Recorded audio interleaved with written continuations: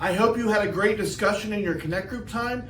I hope that you're really thinking about what it means to obey. It's more than just rules. It is about trusting and loving and following a God that you believe in, and that requires faith. Faith knowing that He is real, faith knowing that He is there, and you only build that faith by first obeying what it says in the Bible and then getting to know those things more and more.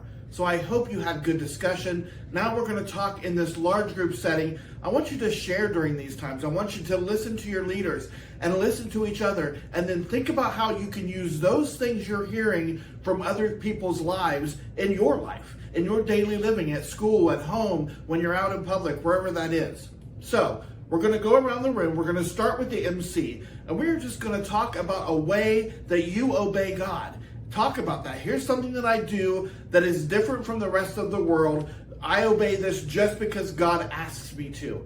Okay, I will start. I obey God in the fact that when I work really hard. I know that kind of sounds like maybe some arrogance or ego, but it's not what I mean at all. A long time ago, I had a real problem and I could be lazy at times, and it still happens, and I have to ask God to help me.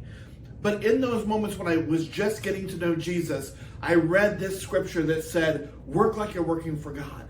Work like God is with you. He's watching you. It doesn't matter who your boss is. It doesn't matter what somebody has asked you that's leading you. Those things are important. But if you do it because you want to please God, so you want to please your boss, you want to please your leader, you want to please your teacher, you want to please your parents, because God says to do that. And so from that point on, when I would work, I would always think about God and imagine Him watching me and going, okay, I want to do this well. I want to work hard. I want to please my God. And so that was something that I learned to obey just because I was obeying a scripture in the Bible, and now it's become a very important part of who I am.